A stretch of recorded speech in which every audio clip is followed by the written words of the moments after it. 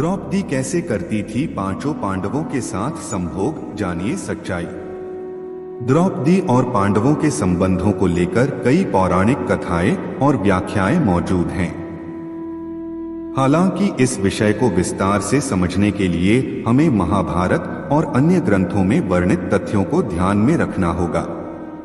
Video में आगे बढ़ने से पहले हमारे YouTube चैनल जीवन ज्ञान संगम को लाइक सब्सक्राइब करें। 1. द्रौपदी का जन्म और विवाह।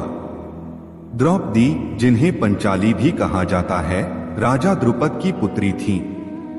उनका जन्म अग्निकुंड से हुआ था और वे स्वयंवर के माध्यम से अर्जुन को प्राप्त हुई। किंतु माता कुंती के कथन जो भी लाए हो उसे आपस में बांट लो के कारण परिस्थितिवश वे पांचों पांडवों की पत्नी बनी। 2. द्रौपदी का 5 पतियों से विवाह।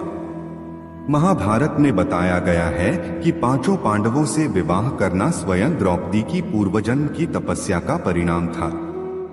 एक अन्य कथा के अनुसार उन्होंने पूर्व जन्म में भगवान शिव से प्रार्थना की थी कि उन्हें एक ऐसा पति मिले जो 1. धर्म में श्रेष्ठ हो, युधिष्ठिर। 2. बलशाली हो, भीम।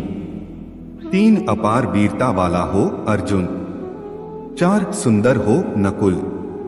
5. बुद्धिमान और तेजस्वी हो, सहदेव।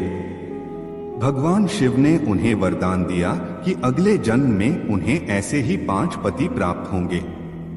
3. द्रौपदी और पांडवों के दाम्पत्य जीवन के नियम। महाभारत में उल्लेख मिलता है कि द्रौपदी के साथ पांचों पांडवों का संबंध बहुत ही अनुशासित और मर्यादित था। कुछ नियम इस प्रकार थे। एक समय में केवल एक पांडव ही द्रौपदी के साथ रह सकते थे। 2. एक निश्चित अवधि तक प्रत्येक पति द्रौपदी के साथ रहता था और उस अवधि के समाप्त होने के बाद दूसरा पति उनके साथ रहने का अधिकार प्राप्त करता था। 3. यदि कोई पांडव इस नियम का उल्लंघन करता तो उसे वनवास जाना पड़ता। 4. द्रौपदी और पांडवों के बीच संबंध। युधिष्ठिर, द्रौपदी ने उनके साथ धर्म और न्याय के अनुसार संबंध निभाए। युधिष्ठिर उनके प्रति सम्मानपूर्ण थे और वे एक आदर्श राजा पत्नी संबंध साझा करते थे। भीम और द्रौपदी का संबंध बहुत गहरा था। जब भी द्रौपदी को संकट का सामना करना पड़ा, भीम हमेशा उनकी रक्षा के लिए तत्पर रहते थे। अर्जुन उनके वास्तविक पति थे, लेकिन अपने वनवास और युद्ध अभियानों के कारण वे सबसे कम समय उनके साथ रहे। नकुल और सहदेव, इन दोनों के साथ द्रौपदी का संबंध अधिक सौहार्दपूर्ण और मित्रतापूर्ण था। वे उन्हें सम्मान देते थे, लेकिन उनके साथ वैवाहिक जीवन का वर्णन बहुत कम मिलता है। न्यू वीडियो पर जय। 5. द्रौपदी के प्रति पांचों पांडवों की निष्ठा। पांचों पांडव द्रौपदी के प्रति पूर्ण रूप से निष्ठावान थे और उन्हें आदर देते थे। हालांकि द्रौपदी का सबसे अधिक झुकाव अर्जुन और भीम की ओर था।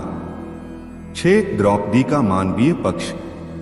द्रौपदी केवल पांडवों की पत्नी ही नहीं बल्कि एक नारीत्व की प्रतीक थी।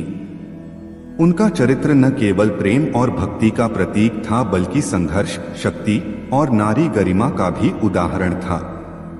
द्रौपदी और पांचों पांडवों का संबंध शारीरिक संबंधों से अधिक आध्यात्मिक, सामाजिक और नैतिक मूल्यों पर आधारित था।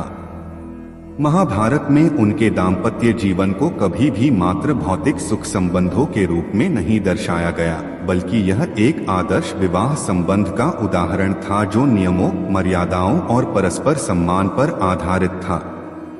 आज के लिए बस इतना ही। मिलते हैं न्यू वीडियो पर। जय हिंद, जय भारत।